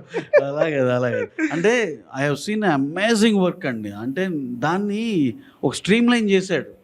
ఒక రకరకాలు స్కాటర్ అయి ఉన్న పద్ధతులన్నింటినీ ఒక స్ట్రీమ్ లైన్ చేశాడు. నాకు అసలు ఆ వే ఆఫ్ వర్కింగే really it gives me lot of shock this thing అనమాట. ఇంకోటి చెప్పాలి ఏంటంటే ఫనీలో ఊటీలో 30-40 డేస్ షూట్ ఉందండి. నాకు ఒక సీనియర్ లైట్ మ్యాన్, ఆయనకు ఒక 52-55 ఏళ్ళు ఉంటాయి. ఆయన వచ్చి, సార్ మేము మన షూట్కి నేను వెళ్ళాను సార్ లైట్ మ్యాన్గా. నా కెరీర్లో అంటే ఆయన ఎన్ని సినిమాలు చేసి ఉంటాడండి, ఒక 1000 సినిమాలు చేసి ఉంటారు. ఆయన నా కెరీర్లో చూడలేదు సార్ అలాంటి డైరెక్టర్ అన్నాడు. ఏంటండి అన్న, అంత గొప్ప ఏంటండి అన్న. సార్ అక్కడ వాన వచ్చిన వరద ఏది జరిగినా అనుకున్న షెడ్యూల్ ప్రకారం 40 రోజులు షూటింగ్ ఉంటే ఒక్కరోజు కూడా వేస్ట్ అవ్వలేదు సార్, ఒక్కరోజు కూడా డిస్టర్బ్ అవ్వాలి. అంటే ఆ రోజు గబుక్కుని వాతావరణం సహకరించగా వాన పడితే ఆ వాన తాలూకా వెంటనే దానికి అడాప్ట్ చేసో, లేకపోతే ఎల్లుండి తీయాల్సిన వాన షాట్ ఇప్పుడే తీసేసుకుని అక్కడ ఇచ్చేసుకోవడం, ఇంత ప్లానింగ్, ఇంత మెటిక్యులస్ ప్లానింగ్, ఇవన్నీ కేవలం నీకున్న క్లారిటీ, నీకున్న ప్రిసైజ్ ఇది మా బుక్ కానీ ఇది కానీ మా ఏమంటారు డైలాగ్ వర్షన్ కానీ ఏమైనా డీటెయిలింగ్ కానీ ఆ డీటెయిలింగ్ ఉండబట్టి ఇవన్నీ పాసిబుల్ అయిందండి. మీరు అడిగే క్వశ్చన్లు ఇవన్నీ ఇటు సైడ్ తెలియదు కాబట్టి అడగరు కాబట్టి ఏదో ఆ సందర్భం వచ్చింది కాబట్టి చెప్పాలనిపించి చెప్తున్నా. Anyway hats off to funny process of working everything. Thank you.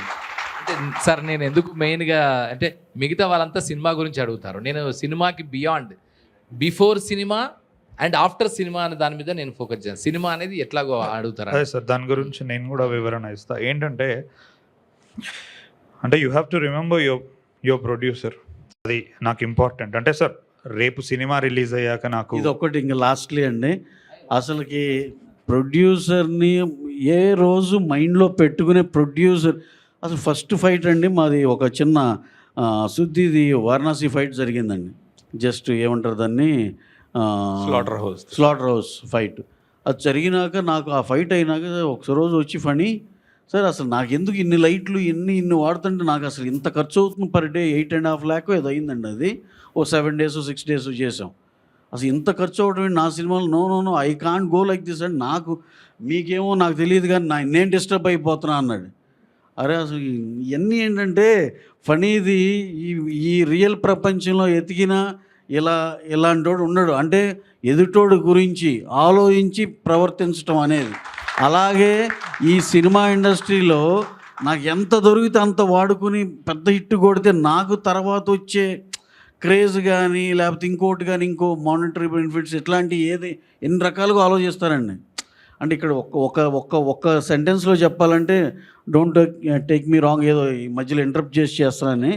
ఇదివరకు రోజుల్లో ప్రొడ్యూసర్ అంటే అరే ఈయనొక్కడిని బతికించుకుంటే చాలరా మనందరం హ్యాపీగా ఉంటాం అనుకునేవాళ్ళు.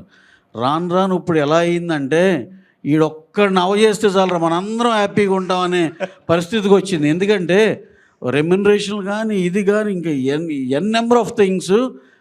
వాళ్ళు ఎవరు ఏంటి సార్ మీ ఇబ్బంది ఏంటని ఎవ్వరు అడిగే పరిస్థితిలో లేరు. ఎందుకంటే ఆ ఇబ్బంది తెలిస్తే వీళ్ళు అడగాల్సింది అడగలేరు. ఆ పరిస్థితిలో ఉంది. ఈయనొక్కడనే అవజేస్తే మనందరం హ్యాపీగా ఉంటారా, మనందరికి ఎన్ని దొరుకుతీరా అనే దానికి మారిపోయిన రోజుల్లో ఒక షెడ్యూల్ అయినా పిలిచి సార్ ఇది ఏంటి నేను నా సినిమా ఇలా చేయలేను అంటే క్వాలిటీలో ఏమైనా తేడా ఉందా సార్ అంటే అతనుకున్న కన్విక్షన్ అది. ఆ క్వాలిటీలో తేడా పడదు. నేను ఈ లైట్లన్నీ తగ్గించిన నా సీన్కి నేను వేరే లైట్లు వాడి కూడా ఈ క్వాలిటీ ఇవ్వగలను. ఇంత కన్విక్షను, ఇంత కన్సర్న్ అబౌట్ ద ప్రొడ్యూసర్ నేనైతే ఈ మధ్యకాలంలో ఎవరిని చూడాల. బ్యూటిఫుల్ సినిమా ఇవ్వటమే కాదు, ఇంకా బ్యాక్గ్రౌండ్లో తను what he has cared for producers and other artist and everyone, that is also amazing. అది ఒక్క ఫనీలో చూశాను నేను. Thank you very much. Thank you sir, నిజంగా మీ ఇన్పుట్స్ కూడా. సరే మీరు చెప్తాను దీని గురించి. అంటే let's talk about how movies are being made these days అండి. ఎగ్జాంపుల్ చెప్తా. అంటే సార్ ఇంతకుముందు అన్నట్టు బాగా డబ్బులు ఉంటాయి ప్రొడ్యూసర్ దగ్గర అనే ఒక మైండ్ సెట్తోనే వస్తారు అందరూ. అంటే ఇది ఎంత బాధాకరమైన సిచ్యువేషన్ అంటే సార్ నేను స్టార్టింగ్ కొంచెం మదర్ క్యారెక్టర్కి పెద్ద పెద్ద యాక్ట్రెస్ ఎవరైనా ఉన్నారా అని నేను వాళ్ళతో మాట్లాడుతున్న రోజుల్లో ఐ వాజ్ షాక్డ్ వెన్ జనరల్గా డైరెక్టర్ నేను ఎందుకు మాట్లాడతా సార్ రెమ్యూనరేషన్ గురించి, బట్ నేను ఇండీ బ్యాక్గ్రౌండ్ నుంచి వచ్చా కాబట్టి I said I'll work the deal. ఎందుకంటే నాకు తెలుసు నేను అక్కడ నుంచి రూపాయి పెట్టుకుంటూ 1 crore ప్రజల డబ్బుతో మనవు తీసిన, I will do the negotiation అన్నట్టు నేను మాట్లాడుతుంటే వాళ్ళందరూ మైత్రి కదా, డబ్బులున్నాయి నీకెందుకు, నువ్వెందుకు మధ్యలో మాట్లాడుతున్నావు అంటే, నో ఇక్కడ రోల్ గురించి డిస్కషన్ లేదు, మా పాత్ర ఏంటి, నిడివెంత, అంటే ఎట్లాంటి సినిమాలో మమ్మల్ని భాగం చేస్తున్నాం, ఇదంతా కాదు. పెద్దవాళ్ళు డబ్బులు ఉన్నాయి ఇదంతా మనకు మధ్యలో ఎందుకని అంటే ఇట్స్ వెరీ అన్ఫార్చునేట్ సార్. మనం స్క్రీన్ మీద చూస్తే వాళ్ళందరూ చాలా గొప్ప క్యారెక్టర్ ఆర్టిస్టులు, మళ్ళీ అంటే they symbolise mother, they symbolise very strong women. Back and నాతో మాట్లాడింది ఎట్లా అంటే ఇట్స్ వెరీ మిస్ఫార్చునేట్ అలాంటి పొజిషన్లో. ఇంకోటి సార్, నీకు కావాల్సిన ఎక్విప్మెంట్లు అన్నీ తెప్పించి పెడతావు, లెన్స్ దగ్గర నుంచి మొక్కబాట్లు, క్రేన్లు, ట్రాలీలు, అంటే కుదురుగా కూర్చొని ఒక హాఫ్ డే నీ డిఓపితో కానీ నీ ఏడీలతో కానీ కూర్చొని నువ్వు షార్ట్ లిస్ట్ చేసుకుంటే ఏ ఎక్విప్మెంట్ ఈరోజు అవసరం అవుతుంది అంతే సరిపోతుంది. కానీ అది మనం కట్టట్లేదు కదా సార్, డబ్బు జేబుల్లో నుంచి ఎవరికి ఉంటుంది సార్ జవాబుదారీతనం, రెస్పాన్సిబిలిటీ. నేను అనేది అది ఉండాలి అంటున్నా.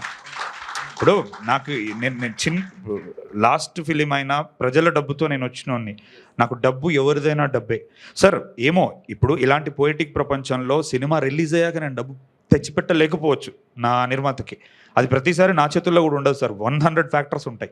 బట్ నేను రెస్పాన్సిబుల్గా బిహేవ్ చేయడం సెట్స్లో నా చేతుల్లోనే ఉంటుంది.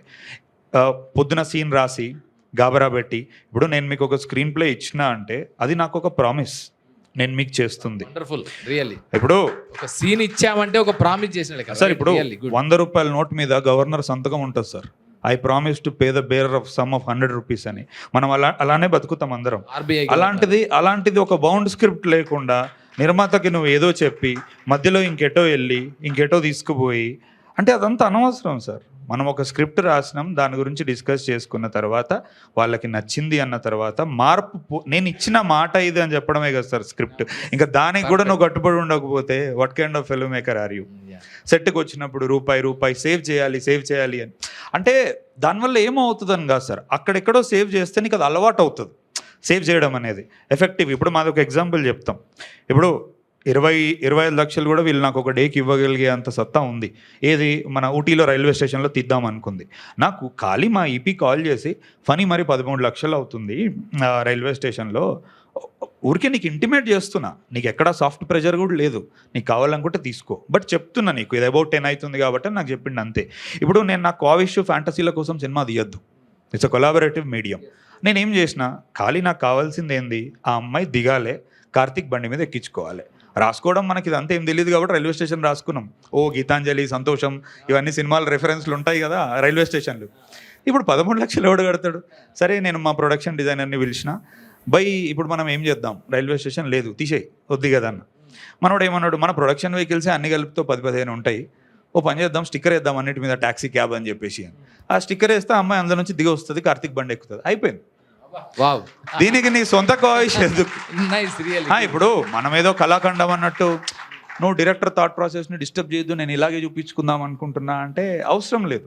బ్రెయిన్ ఉంటే దాన్ని ఎన్ని రకాలుగానైనా తిప్పొచ్చు అనేది నాకు ఫస్ట్ నుంచి ఇండిలో నాకు అలవాటు. నేను అది ఎప్పటికీ ఎక్సర్సైజ్ చేస్తా. అంటే నాకు సార్ మన ప్రొడ్యూసర్ మన పక్కన సెట్లో లేనప్పుడు యాక్చువల్లీ మనం ఎట్లా ఉంటాం అనేది మనం రియల్. మనం కొంతమంది సడన్గా ప్రొడ్యూసర్ రాగానే స్ట్రైట్గా నిలబడి అలాంటివన్నీ వద్దు సార్. తను లేకపోయినా నువ్వు సరిగ్గా పని చేస్తే చాలు, అది నేను ఫస్ట్ నుంచి నమ్ముతా. It has always been there. అందుకే మేబీ అందుకే అయి ఉండొచ్చు వాళ్ళు ఎప్పుడూ సెట్స్కి రాలేదు. అంటే ఫోన్లలో వాళ్ళకి తెలుస్తుంది.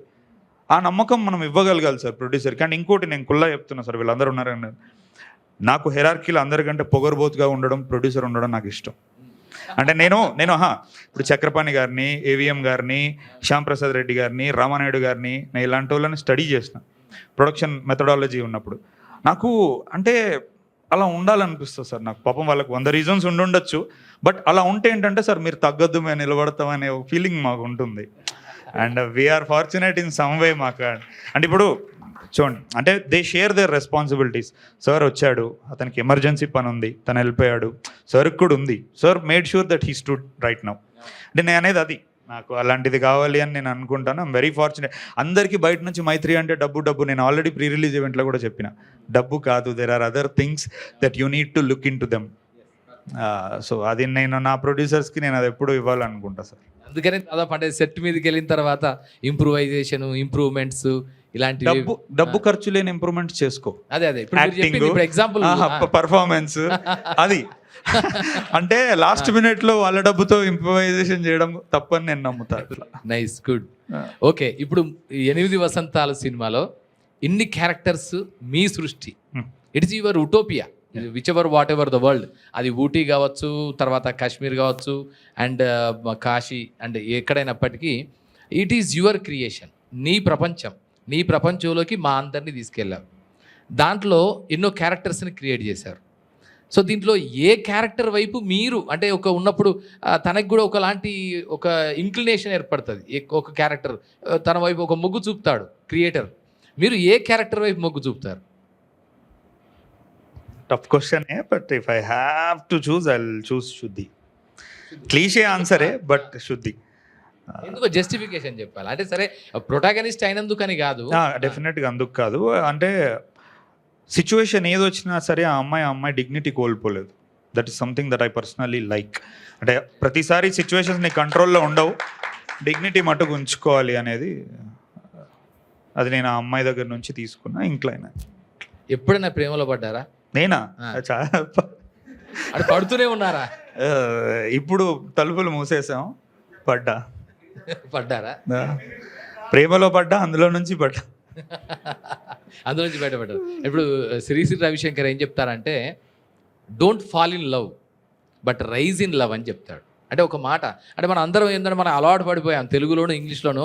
I fall in love with cinema, I fall in love with person, I fall in love with book. ఇట్లా fall in love, fall in ఏంటి? రైజ్ ఇన్ కదా. ఆ ప్రేమ ఏం చేయాలి? మనల్ని మరింత పెరగడానికి, మరింత విస్తరించడానికి, మరింత మన డెవలప్మెంట్కి దోహదపడేదే నిజమైన ప్రేమ. సో అట్లా మీకు తారసపడ్డ అంటే ఇక్కడ సినిమా పరంగా కాకుండా ఉన్నారా? రైజ్ ఇన్ లవ్ అనే కాన్సెప్ట్లో, ఫాల్ ఇన్ కాదు, రైజ్ ఇన్లో. We rise with every love story. అంటే ఇప్పటికి ఎన్ని లవ్ స్టోరీస్? సార్ వెరీ తక్కువ సార్. నేను అంటే నా last relationship was like 13 years. Okay, అంతే. రైజ్ అంటే ఇప్పుడు ఎవరితో లవ్? నాతో. యా, నైస్, రియల్లీ నిజం. రైట్.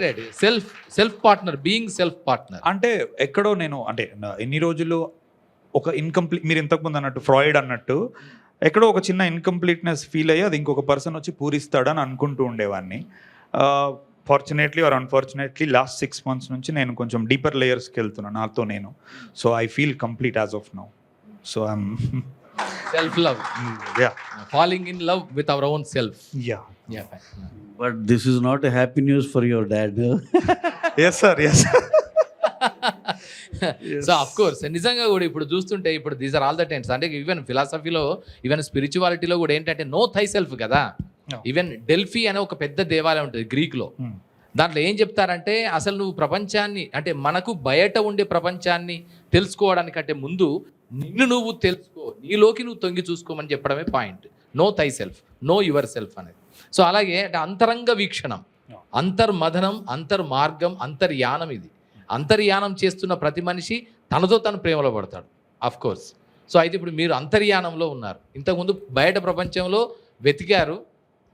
ప్రేమ కంటే ఎక్కువ ఏంటో సార్ అంటే తెలుసుకోవడం అనే పదం నేను కరెక్ట్గా వాడతా ఇక్కడ. ఎరుక, ఎగ్జాక్ట్లీ. అంటే ఆ అవేర్నెస్, డీపర్ లేయర్స్ ఉన్నాయి. దాన్ని నువ్వు ఇంకా ఇంకా ట్యాపింగ్ చేస్తే ఒక బెటర్ పర్సన్ అయ్యి బెటర్ ఆర్ట్తో బయటికి రాగలుగుతావు అన్నది నాకు అనిపిస్తుంది. ఒకటి ఇంకొక విషయం ఏంటంటే, మనకి ఏది రాసిన any art, any creative work కానీ దాంట్లో ఏం చెప్తారంటే, క్యాటర్ పిల్లర్గా ఉన్నది అంటే ఒక గొంగలికి పురుగా ఉన్నది సీతాకు ఒక చిలుకగా మారే ప్రాసెస్ని చెప్పడమే ఎనీ క్రియేటివ్ ఆర్ట్ యొక్క అంతిమ లక్ష్యం. సో అది మానవుడు కావచ్చు, క్యారెక్టర్ కావచ్చు, సన్నివేశం కావచ్చు, ఏదైనా కావచ్చు. సో దీంట్లో మీ పరంగా ఇప్పుడు మీరు చెప్పారు, ప్రతి ప్రేమలో నేను ఎదిగాను, ప్రతి ప్రేమలో నన్ను నేను చెక్కుకున్నాను, నన్ను నేను ఆవిష్కరించుకున్నాను, మళ్ళీ ఎదిగాను అన్నారు కదా. సో దాంట్లో ఇంత జర్నీలో మీరు నేర్చుకున్న అంశాలు ఏంటి? ప్రేమలో మీరు నేర్చుకున్న అంశాలు. 8 వసంతాల కంటే ఎక్కువ ఉంటాయి మీ వసంతాలు. 13 వసంతాలు. అదే సార్ అంటే సినిమాలో చెప్పినట్టే ఎండింగ్స్ కూడా చాలా డిగ్నిటీతో ఉండేలా చూసుకోవాలి. అది చాలా ఇంపార్టెంట్. బిగినింగ్స్ ఎప్పుడు నీ చేతుల్లో ఉండవు, అట్రాక్షన్ చేతుల్లో ఉంటుంది. అది హూ యూ అట్రాక్ట్. ఎండింగ్ మట్టుకు మీ ఇద్దరి చేతుల్లోనే ఉంటాయి. సో వీలైనంత వరకు దాన్ని చాలా డిగ్నిటీతో అనేది నేను అనుకున్నా. అండ్ ఇంకొకటి, శుద్ధి Ayodhya is like every women that have seen in my life who have inspired me. ఆమె సమాహారం అని చెప్పొచ్చు, ఒకటి కాదు, అది డెఫినెట్గా. సో యా, అదే అందుకే నాకు ఇక్కడ ఏంటంటే ఒక్క క్యారెక్టర్ కాదు, దానిలో అన్ని కలిపితే తప్ప ఒక శుద్ధి అయోధ్య కాదు, ఆ శుద్ధి ఆ క్యారెక్టర్ కాదు.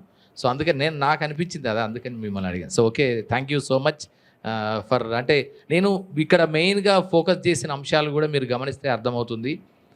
తను ఒక పెద్ద ఫిలాసఫర్. నిజంగా చెప్పాలంటే ఒక సాహిత్యాన్ని, సంగీతాన్ని, సినిమాని, ఇతర కళలన్నింటినీ చాలా అద్భుతంగా ప్రేమించిన మనిషి, వాటిని తనను ఆస్వాదించుకున్న మనిషి, ఆవహింపజేసుకున్న మనిషి. మనం కేవలం ఒక సినిమా డైరెక్టర్ అనే చిన్న ఫ్రేమ్లోకి ఒదగదలుచుకోలేదు నేనైతే. ఎందుకంటే సినిమా చూసిన తర్వాత అనిపించింది, అరే ఫణీంద్రకు బియాండ్ ఉన్నాడు, ఇది బియాండ్ డైరెక్టర్ అనే పదానికి, ఫిల్మ్ మేకర్ అనే పదానికి బియాండ్ ఉన్నాడు. ఆ బియాండ్ని తెలుసుకునే చిరు ప్రయత్నం ఇది. అందుకని దీంట్లో మిమ్మల్ని మీరు ఒక్కసారి అనలైజ్ చేసుకుంటే, because we're the best judge than that of anybody else. So మిమ్మల్ని మీరు జడ్జ్ చేసుకుంటే మీకు ఏం అర్థమయ్యారు, ఏం అర్థమవుతున్నారు, లేదా అర్థమయ్యే ప్రాసెస్లో ఉన్నారా? అర్థం అవ్వడానికి సినిమా ఒక మార్గమా? అది క్లియర్. నాకు నేను అర్థం అవ్వడానికి సినిమా ఒకటైతే కాదు, నాకు నేను అర్థమైందే ఇవ్వడం సినిమా. అంటే నేను ఏదైతే లాస్ట్ మైల్కి వచ్చి నేను ఎవరు అనేది నాకు తెలిసాక అప్పుడు అది సినిమాగా ఫామ్ అవుతుంది. ఈ మధ్యలో ఉన్నది అంతా I'm still in the process sir. అంటే ఇది ఒకసారి లైఫ్ టైం వర్క్ పడుతుంది మనం ఎవరు అనే ఒడిసీ జర్నీ అనేది. So I'm in that comfortable process. Process. అందుకే ఇప్పుడు మన వేదాల్లో ఒక అద్భుతమైన మాట చెప్తారు. వేదాలు ఎక్కడి నుంచి మొదలవుతాయంటే కో అహం నుంచి మొదలవుతాయి. కో అహం అంటే హూ యామ్ ఐ, నేనెవరు అనే ప్రశ్న నుంచి మొదలవుతుంది. తర్వాత కో అహం కాస్త సోహంలోకి వెళ్ళిపోతుంది. సోహం అంటే సు అండ్ అహం అండ్ యూ అండ్ మీ. నేనెవరు అనే ప్రశ్నను అన్వేషించే క్రమంలో నువ్వు నేను అంటే వేరు అనేది తెలుస్తుంది ఒకటి. నన్ను నీలో వెతుక్కోవడం, నిన్ను నాలో చూసుకోవడం అనే రెండు ద్వైతీ భావన, ద్వంద్వతలోకి వస్తుంది. ఇది ద్వైతం.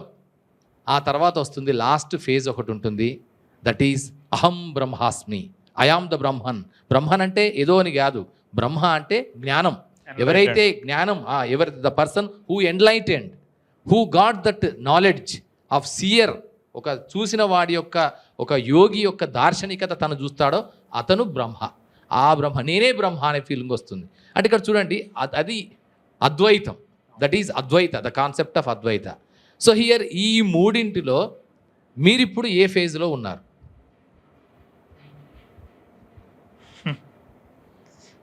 తెలియదు సార్ నాకు కూడా. అంటే మేబీ ఐ సెడ్ తెలియదని చెప్పడంలోనే నాకు సాటిస్ఫాక్షన్ ఉంది.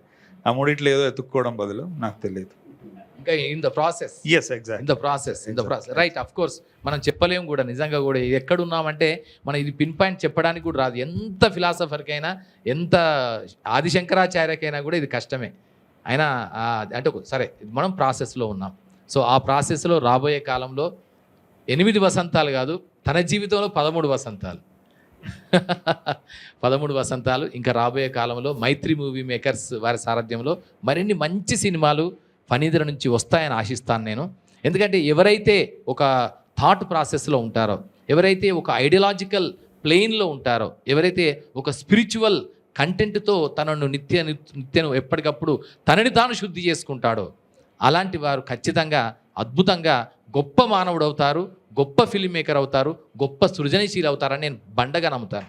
సో అలాంటి ఒక గొప్ప మానవుడు, గొప్ప క్రియేటివ్ పర్సన్ మనం ఇప్పుడు మాట్లాడాం ఇంతసేపు. సో దీనికి సంబంధించి రవిశంకర్ గారు కూడా మరికొన్ని విషయాలు చెప్తారు. నేను మాట్లాడేసా. అయితే మా ఓడితో ఫైనల్గా ఇక్కడ నచ్చింది ఏంటంటే, మా ఓడితో నాకు ఇది తెలియదు సార్ అని ఒక మాట అనిపించారు. నాకు తెలిసి అసలు తెలియని విషయం అనేది ఉండదు, ఎంతో క్షుణ్ణమైన నాలెడ్జ్తో ఉంటాడు అనేదే నేను ప్రాక్టికల్గా చూసి అదే నేను ఇది చూసింది. ఇవాళ ఏదో మీరు అడిగితే లాస్ట్ క్వశ్చన్ ఇది ఒక్కటి నాకు తెలియదు సార్ అన్నాడు. చాలా హ్యాపీ. సార్ అది తెలుసుకోవడమే జర్నీ సార్. అని చాలా బాగా చెప్పాడు. ఎంత ఫిలాసాఫికల్ అంటే పైకి సరదాగా నవ్వుతూ అంటే ఆ ఏజ్ అంటే ఏమనుకోవద్దు నాన్న అంటే ఫనీ ఈ ఏజ్ అబ్బాయికి ఇంత డెప్త్ ఆఫ్ ఉండడం అనేది తక్కువ. ఎవరైతే జీవితాన్ని చాలా అద్భుతంగా చూస్తారో సెలబ్రేట్ చేసుకుంటారో అంటే ప్రతి అంశాన్ని ఇప్పుడు నిష్కామ కర్మ కాన్సెప్ట్ ఇప్పుడు మీరు కర్మయోగి అన్నారు, నిష్కామ కర్మ అన్నారు, అలాగే రెండింటినీ సమానంగా చూడగలగడం, సాడ్నెస్ని అలాగే ఒక జాయ్ఫుల్నెస్ని రెండింటిని స్థితప్రజ్ఞత మనకు భగవద్గీతలో చెప్తారు. సో ఈ రెండింటిని బ్యాలెన్స్ చేసుకోగలిగే ఒక స్థితి రావడం అనేది పెద్ద మానవ ప్రస్థానం. సో దాంట్లో ఆ క్రమంలో ఉన్న ఒక మానవుడు, ఒక యోగి, ఒక చిత్రయోగి మన మధ్య ఉన్నాడు. ఆ చిత్రయోగికి మరొక్కసారి మనందరి కరతాళాల మధ్య we must give a huge round of applause to a దృశ్య యోగి. Rather we can call him as a దృశ్య యోగి. యోగి అంటే who can see the future, the vision, the visual అవన్నీ చూడగలిగిన ఒక మంచి దార్శనికుడు, దార్శనిక దర్శకుడు. సో ఫణీంద్రకి మరొక్కసారి శుభాకాంక్షలు తెలియజేస్తూ ఇప్పుడు మనకి ఇక్కడ ఒక సంప్రదాయం ఉంది సార్. ఈ రవీంద్ర భారతిలో మనం పైడి జయరాజ్ ప్రియూ థియేటర్లో ఇక్కడ ఎవరైనా షార్ట్ ఫిల్మ్ తీసి ప్రజెంటేషన్ చేసినా ఎవరు చేసినా వాళ్ళ ఫ్యామిలీతో రమ్మని చెప్తాం. వాళ్ళ పెళ్ళి అయితే భార్య పిల్లలతో సహా రావాలి, పెళ్ళి కాకపోతే అమ్మ నాన్నలతో రావాలని చెప్తాం. ఎందుకంటే పాపం వాళ్ళు భయపడతారు సార్ వాళ్ళ పిల్లల కెరీర్ గురించి. ఎందుకంటే సినిమాలు తీసే వాళ్ళు ఎట్లుంటారంటే చాలా మూడీగా ఉంటారు, చాలా ఫ్లక్చువేటెడ్గా ఉంటారు, చాలా భయానకంగా బీభత్సంగా హారర్గా ఉంటారు. ఎందుకు హారర్గా ఉంటారంటే రాత్రి ఏదో ఐడియా వస్తుంది, టక్కున లైట్ వేస్తాడు, పోయి రాసుకుంటూ ఉంటాడు. ఈయనేమో ఇంట్లోంచి తండ్రి బయటకు వచ్చేసరికి అర్ధరాత్రి పూట 2 గంటలకు 3 గంటలకు లేచి రాస్తా అంటే ఏ హారర్ సినిమా అంతకంటే ఎక్కువ ఉంటుంది చెప్పి. అరే రాసే పొరపాటున అది కనుక టేబుల్ ల్యాంప్ అనుకోండి, ఈయనేమో అతి ప్రేమ కొద్దీ ఇతరులకు డిస్టర్బ్ చేయొద్దు అనుకునే మంచితనం ఉన్న మానవుడు ఎవడన్నా ఉంటే ఆ యువకుడు ఎవడన్నా వాడు టేబుల్ ల్యాంప్ పెట్టుకొని రాసుకుంటూ ఉంటాడు. ఒక్కసారి ఆ విజువల్ని ఊహించండి. తలుపు తీసుకొని బెడ్రూమ్లోంచి బయటకు వచ్చిన అమ్మకు కానీ నాన్నకు కానీ లైట్లో బెడ్ ల్యాంప్ ఆ ల్యాంప్ ఉంటుంది కదా, టేబుల్ ల్యాంప్ లైట్లో రాసుకుంటున్న మానవుడు అందులో మళ్ళీ వాడు మంచి డైలాగ్ రాస్తూ పిచ్చిగా నవ్వుతున్నప్పుడు ఇంకా ఎట్లుంటుంది అది ఎట్లుంటే ఆయన ఎమోషన్ ఫీల్ అవుతూ ఆ రాసేప్పుడు కూడా తను ఊహించుకుంటూ క్యారెక్టర్ని ఊహించుకుంటూ రాస్తాడు. అలాంటప్పుడు తల్లిదండ్రులు ఫస్ట్ విక్టిమ్స్ ఘోరంగా ఉంటారు. వాళ్ళు అంటే ఈ మానవుడు ఏమవుతాడో ఎడిపోతాడో అనే ఒక కన్ఫ్యూజన్ ఉంటుంది. సో ఇవన్నీ భరించగలిగిన సత్తా, స్థాయి, సామర్థ్యము అన్నిటి మధ్య కూడా నా కొడుకు ఏదో అవుతాడు అని నమ్మగలిగిన వారు తల్లిదండ్రులండి. అలాగే భార్యాభర్తలు, వాళ్ళ భార్య కానీ భర్త కానీ. సో అందుకని వారిని మేము ఖచ్చితంగా సత్కారం చేసుకుంటాం. ఈరోజు ఫణీంద్ర ఇంత అద్భుతాలు చేస్తున్నాడు. ప్రపంచమంతా తెలుగు సినిమా ఒక సెన్సిబుల్ సినిమాకి కూడా కేంద్రం అవుతుంది అని నిరూపించి చూపించాడు ఈ తరానికి, మన తరానికి. సో అలాంటి ఫణీంద్రని కన్న తండ్రి, ఫణీంద్ర కలల్ని కన్న తండ్రి వారిని ఒక్కసారి వేదిక మీదకి రావాల్సిందే కోరుతున్నా. అమ్మ వచ్చిందా?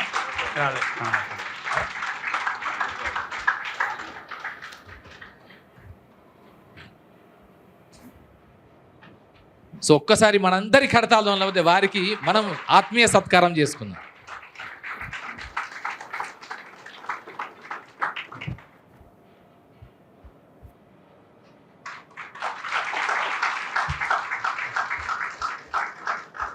ఒకటి తెలుగులో ఒక అద్భుతమైన పద్యం ఉంటుంది. పుత్రోత్సాహము తండ్రికి పుత్రుడు జనించినప్పుడే కలగదు, జనులా పుత్రుని కనుగొని ప్రశంసించినప్పుడు అద్భుతమైన ఆనందం కలుగుతుంది అని. సో ఇప్పుడు ఆ పుత్రోత్సాహము ఇప్పుడు ఉందని భావిస్తాను. సో అందుకని మీ అభిప్రాయం చెప్పండి సార్, మీ అబ్బాయి గురించి మీరు చెప్పండి. ఓకే సార్, మీరు సార్ రవిశంకర్ సార్ మీరు YouTube join with us sir. రండి రండి వేసుకొని ఉండండి, సెలబ్రేట్ చేసుకోవాలి. నన్ను ప్రొడ్యూస్ చేశాడు, ఆయన సినిమా ప్రొడ్యూస్ చేశాడు, అందుకని ఇద్దరు నిలబడాలి స్టేజ్. ఇక్కడ ఇద్దరు ప్రొడ్యూసర్స్ ఉన్నారు.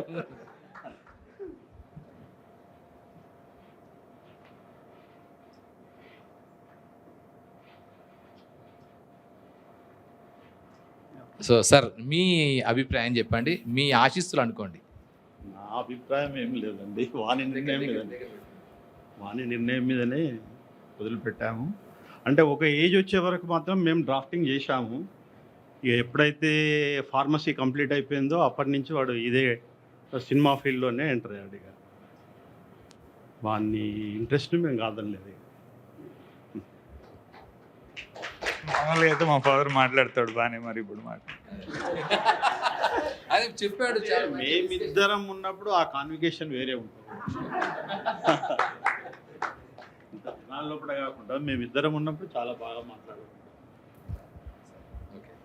Thank you so Thank you, much thank you, sir. మీకు అంకిల్ ఒక 1 minute అండి, మీకు ఒక మాట ఇస్తున్నాను. నెక్స్ట్ ఫనీతో మేము మొదలు పెట్టబోయే సినిమా పెళ్ళైతే కానీ చేయమని మాట ఇస్తున్నాను. సార్ అవ్వదు సార్ ఇక మనకి సినిమా. నెక్స్ట్ సినిమా పెళ్ళైతే కానీ మొదలు పెట్టమంట. సో మీరు హ్యాపీగా ఉంటారని అనుకుంటున్నాం. ఉన్నాడు కదా 13 వసంతాలు. Okay okay, just kidding. చూద్దాం. Right, thank you so much sir. Thank you. ఇది మనము మన తల్లిదండ్రులకి మనం ఇచ్చే గొప్ప కానుక అంటూ ఉంటే అది మన సక్సెస్ మాత్రమే. ఫణీంద్ర తన సక్సెస్తో కేవలం తెలుగు ప్రేక్షకులకు మాత్రమే కాదు, వారి కుటుంబానికి ఒక కానుకనిచ్చాడు, అమ్మకి నాన్నకి కూడా ఒక అత్యంత ప్రేమ కానుకనిచ్చాడు తన క్రియేషన్ ద్వారా. సో అందుకని మరొక్కసారి ఫణీంద్రకి శుభాకాంక్షలు తెలియజేసుకుంటూ ఇప్పుడు ఆడియన్స్ నుంచి ఇక మన ఫ్రెండ్స్ అందరు కూడా ప్రశ్న అడతారు. Yes. Okay sir. సార్, మనం కూర్చుందాం సార్ కూడా ఒక మైక్ ఉందా? ప్రొడ్యూసర్